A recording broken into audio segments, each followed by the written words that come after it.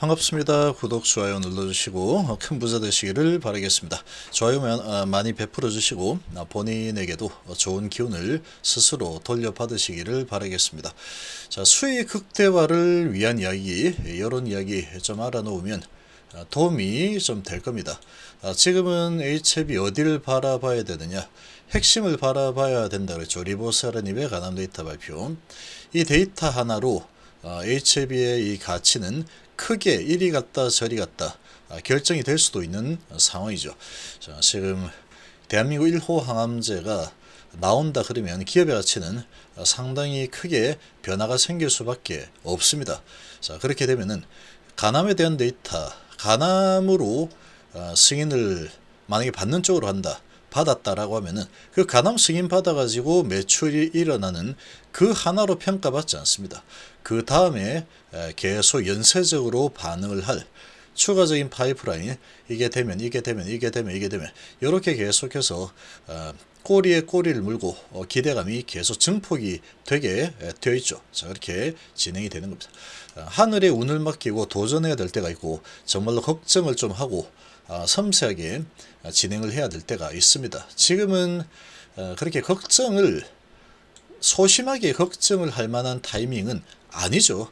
그럴 때는 거기에 많은 또 우화를 또 이렇게 재미있게 들으면서 마음 관리를 하면 수익률이 좀 극대화가 또 되겠죠, 당연히. 그리고 홍계서열성 이런 부분, 자신감에 대한 부분들 옛날 이야기를 좀 해드리겠습니다. 자, 요거는 이제 제가 이렇게 뭐 책에서도 보고 유튜브에서 조금 좋은 마음을 가질 수 있는, 그리고 뭔가 깨달음을 얻을 수 있는 그런 부분들을 제가 찾아서 많이 또 시청도 하고 듣고 하는데, 자, 옛날에 어느 마을입니다. 제목이 옛날 어느 마을에, 이 제목은 제가 그냥 지은 건데 이런 일이 있었습니다. 어느 마을에 이 부잣집 부부가 살고 있어요. 부잣집 부부. 이 부잣집 부부가 둘이서 살고 있었는데 걱정이 없습니다. 이 부부는 이 부잣집이니까 먹고 사는 거 지장 없고 뭐 재산도 많겠다, 남들이 부러워하고 뭐 그런 상황인데 자식이 안 생겨요. 자식이 안 생겨요. 계속 기다려도. 왜 이래 우리는 자식이 없을까요? 자식만 생기면 정말 걱정이 없을 텐데, 딱 하나 우리의 걱정은 자식 하나만 있었으면 좋겠다, 이런 걱정을 하고 살고 있었는데 어느 날 자식이 생긴 겁니다. 조금 나이가 들어서 자식이 생겨서 애를 낳았습니다. 그러니까 이제 자식이 생겨서 애를 낳으니까 이제 걱정이 없겠죠. 자, 그런 걱정을 하고 살았는데 자식이 생겨 버리니까 걱정이 없어져 버린 겁니다. 이제 걱정이 없다. 이제 우리는 더 이상 뭐 걱정을 할 만한 부분이 없겠구나. 그렇게 이제 좋아했는데, 근데 이제 없던 자식이 이제 생겨서 키우게 되다 보니까 나이가 좀 들어서 자식을 낳아가지고 키우니까 또 부잣집이고 뭐 불편한 거 없고 부족함이 없으니까 얼마나 애지중지하게 키웠겠습니까? 바람이 불면 날아가랴 뭐 이런 수준으로 아주 조심조심 키웠겠죠. 그래서 아주 애지중지 이렇게 조심조심, 정말로 빗방울 한 방울이라도 맞으면 안 돼, 이런 식으로 키웠습니다. 근데 이제 자식이 나왔는데 그렇게 키우다 보니까 이 자식이 계속 아픈 겁니다. 뭐 조금만 하면은 아프고, 뭐 먹지 못하고 설사고 계속 아프고 드러눕고, 이제 크면 클수록 계속해서 아픈 겁니다. 또 이제 조금 나을라 하면은 몸져 드러 누워가지고 물수건 머리에 얹고 열이 펄펄 나고 이렇게 기운 없이 누워있고, 이제 그렇게 계속 사는 겁니다. 그러니까 이제 부부들이 이야기합니다. 우리가 자식이 없을 때는 자식 하나만 나오면 된다, 이 걱정 하나밖에 없었는데 자식이 막상 나오니까 얘가 언제나 튼튼해질까, 그리고 또 아프면 어떡할까, 이런 걱정들이 더 많이 배가가 되더라 라는 거죠. 그러니까 걱정이 계속 끝이 없는 거죠. 이제 요거만 하면은 없을 거라고 생각을 했는데 좀 막상 그 걱정거리가 없어지니까 더 큰 걱정이 생겨버린 거죠. 재산이 아무리 많아도 또 걱정이 또 생겨죠. 자, 그러고 이제 나온 걱정이 뭐냐, 이제는 우리 자식이 정말 안 아프기만 하면은 걱정이 없을 텐데 이런 걱정입니다. 더 큰 걱정이 자꾸 생기죠. 아팠다 안 아팠다 아팠다 다시 아프면 어쩔까? 또 아프니까 언제 나을까? 나아야 되는데 잘못되면 어떡하지? 계속 걱정이 더 막 생기는 거죠. 그래서 이제 그렇게 살고 있었는데 어느 날 너무 애지중지하고 이렇게 어느 날 이제 스님이 지나갑니다. 스님이 딱 지나가다가 하룻밤만 묵게 해주시오 하니까 스님 하룻밤 묵게 해드리고 싶은데 다른데 가서 요청을 해주시기를 바랍니다. 왜 그렇습니까? 그러니까 사실은 우리 애가 계속 아파가지고 이런 이제 밖에서 그렇게 묻혀온 그런 흙, 먼지 이런 것들, 자 그런 이 스님의 이런 병균들 우리에게 옮길까봐 안 될 것 같습니다. 라고 하니까 스님이 얘기하죠. 그렇다면은 내가 더더욱이 여기서 묵어야 되겠어. 그럽니다. 그러니까 뭔가 있는가 보다 해서 알겠습니다 해서 안방으로 모시죠. 그래서 이제 뭐 대접을 하고 식사를 주고 이런저런 얘기하다가 우리 자식 한번 봐줄 수 있겠습니까? 하니까 기꺼이 봐주겠습니다. 스님이 갑니다. 가서 이렇게 보니까 애가 몸져서 누워있죠. 누워있는 상황을 딱 보니까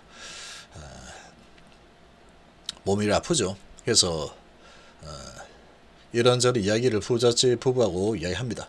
자 그러더니 부잣집 부부를 불러가지고 먼저 마당에 딱 나가, 마당에 앞마당에 나가서 쭉 둘러봅니다. 한번 싹 둘러보더니 다시 부잣집 부부에게 들어와서 여기에 살이 끼어가지고 애가 아픈 거다. 이 애가 1년 안에 죽을 것 같다. 그렇게 얘기합니다. 그러니까 깜짝 놀라죠.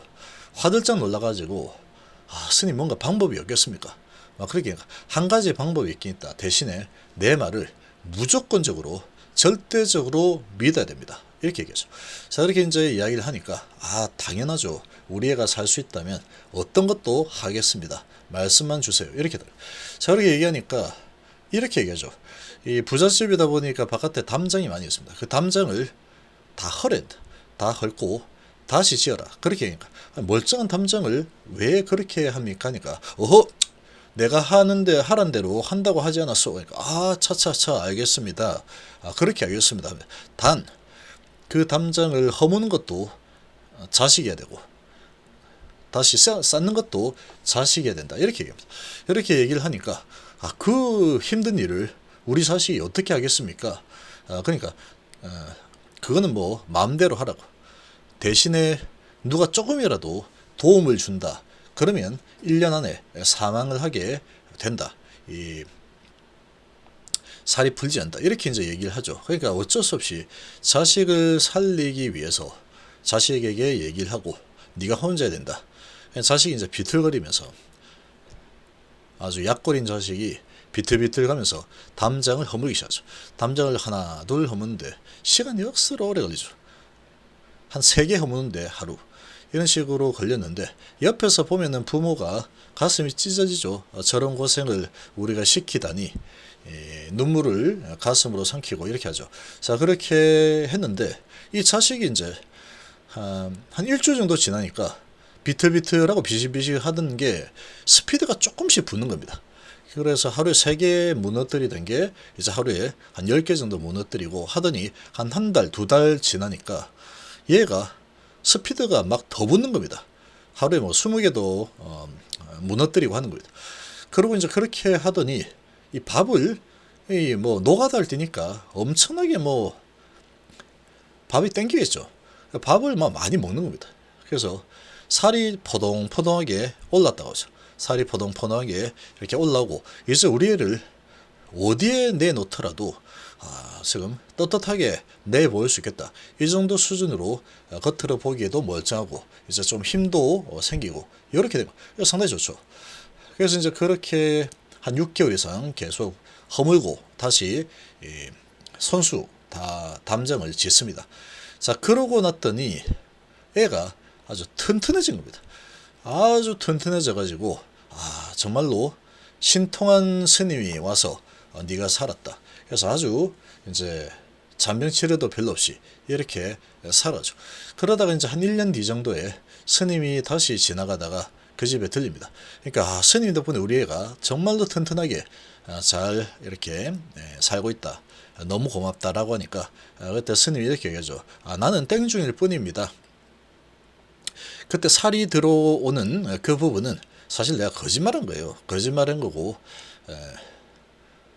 사실은 살이 들어오거나 그런 거 없습니다. 근데 우리가 그럼 어떻게 살았습니까? 이렇게 얘기하니까 애가 보니까 너무 지금 이 자식을 늦둥이로 낳고 하다 보니까 너무 걱정이 많아가지고 이 자식을 애지중지하면서 조심조심 그렇게 키우다 보니까 이 조금만 환경의 변화가 생겨도 애가 이 면역력이 약한 상황이다 보니까 자꾸 병이 들고 힘이 없고 이렇게 돼가지고 그래서 이제 운동을 시키기 위해서 벽을 담장을 허물고 다시 세우라고 했다.